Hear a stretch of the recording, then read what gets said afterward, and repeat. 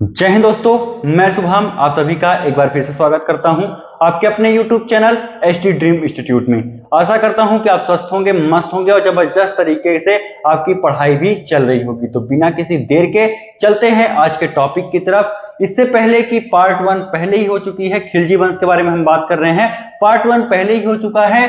Part 1 में हमने जाना था कि किस तरह से एक इंसान जो खिलजी वंश की स्थापना करता है और स्थापना करने के पश्चात कैसे उसका दामाद या फिर हम कहें तो उसका भतीजा कैसे वो अपने चाचा को मार करके गद्दी को पाता है। आ जाइए, अब आगे हम बात करने वाले हैं। वो इंसान यही बंदा था जिसका नाम था अलाउद्दीन खिलजी। अलाउद्दीन खिलजी के बारे में हम अगर चर्चा करते हैं तो 1296 से लेकर के 1316 तक इसका जो कार्यकाल है वो रहने वाला है।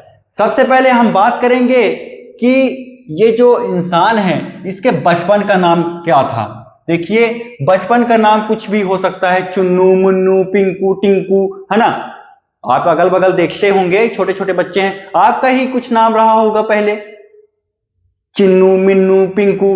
तो ऐसे ही बचपन का नाम जो है अलाउद्दीन खिलजी का क्या था, अली गुरशप इसका नाम था। ठीक है, ये चीजें आपको अच्छे से क्लियर हो गई होंगी। अब अगर हम आगे बात करते हैं तो इसका जो राज्याभिषेक, जैसा कि मैंने आपको बताया कि अपने चाचा को ये मार देता है और मारने के पश्चात ये खुद को सुल्तान या राजा घोषित कर लेता है। जब राजा घोषित करता है तो भाई राज्याभिषेक तो होगा, है ना। होगा कि नहीं होगा, आप बताओ, होगा ना। तो इसका जो राज्याभिषेक होता है वो कहां होता है, राज्याभिषेक इसका रहने वाला है कहां पे, लाल महल। और लाल महल कौन सा लाल महल, बलवन का लाल महल। बलवन के लाल महल में इसका क्या होता है, बढ़िया से राज्याभिषेक होता है। और राज्याभिषेक करवाने के बाद ये राजा अब बन चुका है। ठीक है, अब आप देखेंगे कि खिलजी वंश के अंदर सबसे अगर ताकतवर किसी शासक कोई शासक हुआ है तो वो यही बंदा था, अलाउद्दीन खिलजी। वास्तव में मानिए आप, वास्तविकता है कि ये बहुत ही ज्यादा ताकतवर था। ठीक है, कैसे था, आ जाइए आगे समझते हैं। अब आप देखेंगे कि इसने खलीफा के पद को मान्यता दी। मैंने लिखा हुआ है खलीफा के पद को मान्यता दी। इसका मतलब पहले तो इसने नानुकुर किया होगा, है ना। तो देखिए ये क्या करता है बंदा, जैसे राजा वोजा बना, इसके बाद कहता है आज से मैं एक नए धर्म को चलाऊंगा। क्योंकि थोड़ा सा ये डबल माइंडेड आदमी था, सोचता था कि यार जो भेड़ जैसे चाल चलने से अच्छा कुछ अलग करते हैं, अपना कुछ एक अलग निकालेंगे। तो ये क्या करता है, कहता है कि एक काम करते हैं, एक नया हम लोग कुछ धर्म निकालते हैं, उसका मैं मालिक रहूंगा, है ना। तो सब लोग समझाते हैं इसके अड़ोसी पड़ोसी का मतलब जो इसके मंत्री वगैरह रहते हैं, तो वो समझाते हैं कि ऐसा है भाई अलाउद्दीन, अभी बने हो तुम राजा, क्या चाहते हो, जनता जो है तुमको पीट पाट के बाहर भगा दे। तो कहते हैं हाँ ये भी सही कह रहे हो, क्योंकि अगर हम धर्म को बदलना चाहेंगे तो जनता तो हमें पीट पाट के बराबर कर देगी, है ना। धर्म को अगर हम चाहेंगे कि धर्म बदल करके हम कोई एक नया धर्म बना देते हैं, इसके बाद उसी की पूजा पाठ सब कुछ होगा, तो ऐसा तो हो नहीं सकता। तो इसको समझाया गया, तो ये समझा और समझने के बाद क्या करता है ये बंदा, ये करता है कि इसने खलीफा के पद को मान्यता दे दी। इसने बोला ठीक है यार, तुम कह रहे हो तो मैं तुम्हारी बात मान लेता हूं, मैं नया धर्म नहीं बनाऊंगा। चलो ठीक है, तुम कहते हो कि खलीफा को मान्यता दे दो, तो मैं मान्यता देने के लिए तैयार हूं। चलो ले लो यार मान्यता, तुम भी जाओ खलीफा लोग, मैंने तुमको मान्यता दे दी। मान्यता देने के बाद क्या करता है ये बंदा, आगे देखेंगे कि एक दिन ये और इसकी बीवी शायद गए रहे होंगे घूमने, और घूमते घूमते इसकी बीवी की नजर पड़ गई कुतुब मीनार पे इसकी बीवी की नजर पड़ती है। तो कहती है कि बड़ा सुंदर है बाबू, ये इसको किसने बनवाया होगा। तो इसके अंदर एकदम आग बबूला हो गया, क्योंकि ये तो बनवाया नहीं था कुतुब मीनार, आपको पता ही है कौन बनवाया था।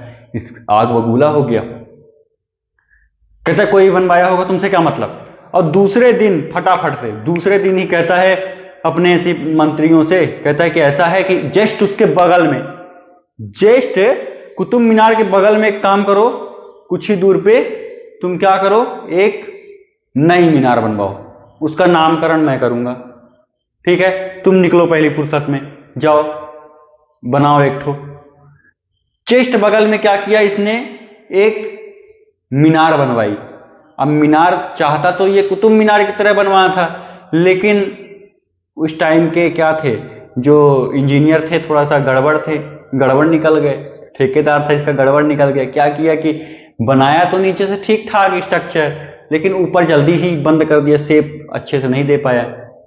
ठीक है, तो कुतुब मीनार से बहुत छोटा ही रह गया, एक ही तल्ला में इसका काम तमाम हो गया। तो उसका नाम इसने क्या रख दिया, अलाई मीनार। क्या नाम रख दिया, अलाई मीनार। ठीक, अलाई मीनार का कॉन्सेप्ट आपको समझ में आया कि कैसे ये बंदा जलन बस कहता देता है कि कुतुब मीनार किसी ने बनवाया तो मैं क्या करूंगा, एक काम कर देता हूं कि मैं भी एक अलाई मीनार बनाऊंगा अपने तरफ से। ठीक, ये तो इतना तो आगे। अब आगे देखिए, कुब्बत उल इस्लाम मस्जिद के द्वार को बनवाया। देखो अब क्या हुआ कि कुब्बत उल इस्लाम मस्जिद पहले से ही बनी हुई थी, तो अब सोचा कि इसको क्या किया जाए यार, ये दूसरा बनवा के चला गया, अब मैं क्या करूं, मुझे भी तो कुछ ना कुछ करना है। अगर नहीं करूंगा तो मेरा नाम कैसे इतिहास के पन्नों में सुनहरे अक्षरों में लिखा जाएगा कि अलाउद्दीन खिलजी ने ये करवाया था वो करवाया था। तो ये भी बंदा क्या किया, चलो फटाफट से काम करते हैं। यहाँ पे इसने बनवाया है क्या, इसने मस्जिद बनवा दिया, तो मैं एक काम कर देता हूँ, उसके जस्ट बगल में बढ़िया से सामने से दरवाजा बनवा देता हूँ। मतलब आप देख रहे हो जलनखोर, मतलब मैंने तो आपसे बोला था ना कि एक नंबर का जलनखोर इंसान था। तुरंत के तुरंत कह देता था कि ऐसा है कि इसके साथ ही कुछ मेरा भी नाम जुड़वा दो यार, तो जुड़वा दिया जाए। तो जुड़ गया इसका नाम। वहां पे इसने क्या कर दिया, एक मस्जिद, एक दरवाजा बनवाया जिसे इसने नाम दिया अलाई दरवाजा। इसने क्या नाम दिया उसका, अलाई दरवाजा।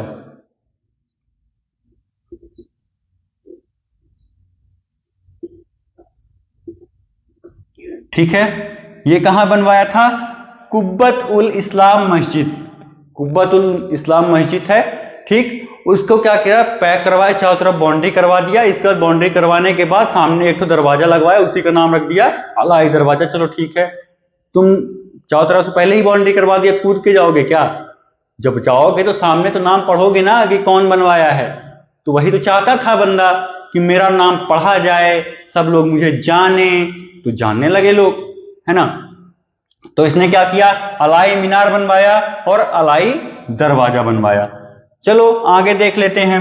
ठीक है, ये सब कुछ चल ही रहा था। इसके बाद क्या हुआ कि इसने सोचा कि यार एक चीज है कि मुझे लोग जान नहीं रहे हैं। तो इसने क्या किया कि बहुत सारे क्या किए, युद्ध वगैरह किए और बोला कि मैं पूरे भारत को जीतना चाहता हूं। मैं क्या करना चाहता हूं, पूरे भारत को जीतूंगा और दूसरा सिकंदर बनूंगा।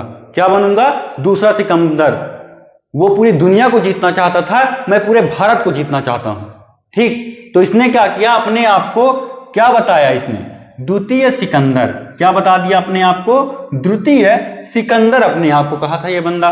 बोला कि मैं आज से द्वितीय सिकंदर, मतलब अलाउद्दीन खिलजी, यानी मैं आज से द्वितीय सिकंदर हूं।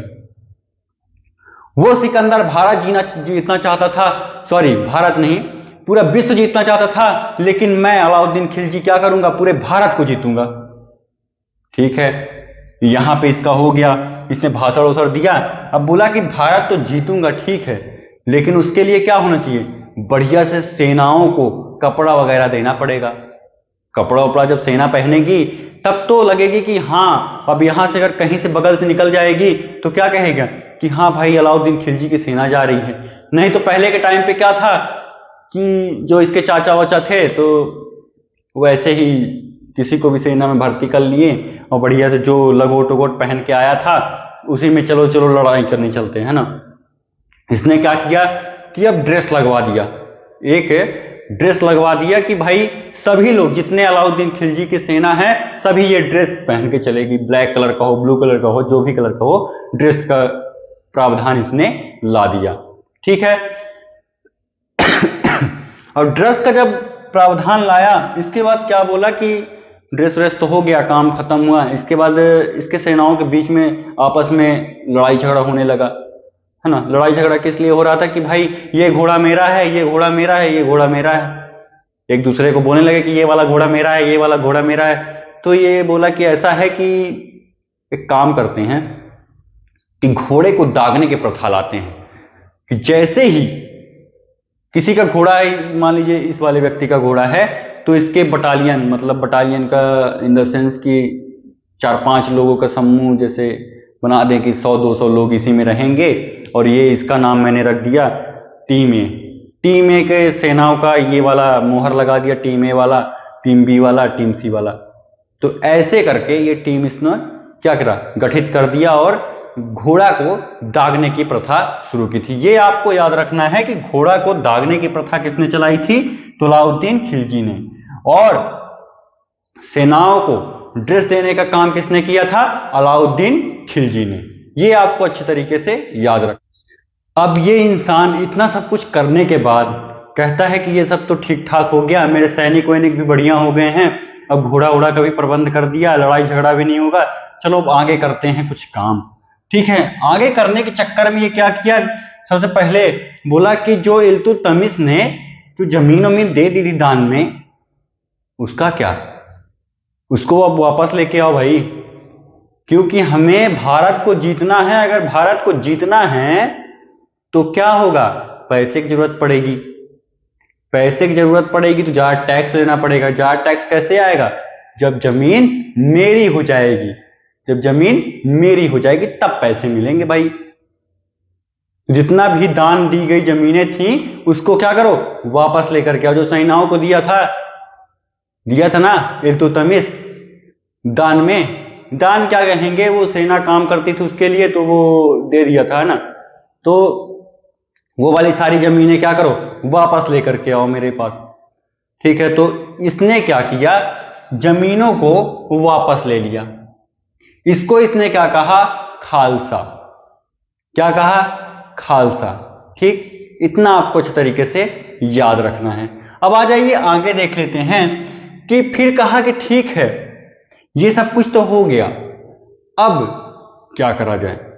अब सोचता है कि यार जो ये लोग शराब वराब पी करके इधर उधर लुढ़कते रहते हैं, ये बाद में मेरे को टेंशन देंगे भाई, मेरे राजपाट में ये टेंशन दे सकते हैं। तो ऐसा करो कि शराबबंदी करवा दो। बताएं, शराब वराब बंद होगी कल से यहां शराब वराब पी करके कोई नहीं घूमेगा। अगर कोई घूमा तो ऐसा लठ बजाया जाएगा, ऐसा लठ बजाया जाएगा कि जिंदगी भर 7 पुश्ते याद रखेंगे उसकी। ठीक है, तो इसलिए क्या करो, शराब आज से बंद हो जाएगी। बोले ठीक है, शराब भी बंद कर दिया, शराब भी बंद कर दिया, दान दी गई भूमि भी वापस ले लिया। चलो अब बचा कुचा था कि भाई ठीक है शराब बंद कर दिया, लेकिन पता कैसे चलेगा कि शराब कोई बाहर नहीं पी रहा है। मैं तो जाके घर घर में झांकने जाऊंगा, भाई पिया है कि नहीं पिया, भाई पिया है कि नहीं पिया, इसे पूछने थोड़ी जाऊंगा। तो इसने क्या कर दिया, गुप्तचर विभाग की स्थापना भी कर दी। बोला कि ऐसा है कि स्थायी गुप्तचर होगा हमारा, जो सारी चीजों की निगरानी रखेगा। गुप्तचर का काम क्या है? निगरानी रखना कि कौन कहां से आ रहा है, क्या कर रहा है ना। तो ये सारी चीजें ये लोग करेंगे। ठीक, इतना आपको अच्छे तरीके से समझ में आ गया होगा। अब हम कल आगे पढ़ेंगे कि कैसे ये जो अलाउद्दीन खिलजी है वह गैर मुस्लिमों पर जजिया कर लगाता है। क्या होता है जजिया कर, इससे गैर मुस्लिमों को कितना इफेक्ट हुआ, इसके बारे में हम कल बात करेंगे। चलिए, कैसी लगी क्लास? अगर आपको क्लास अच्छी लगी हो तो ज्यादा से ज्यादा लोगों तक इसको शेयर कीजिएगा। मिलते हैं नेक्स्ट क्लास में, तब तक के लिए जय हिंद, जय भारत।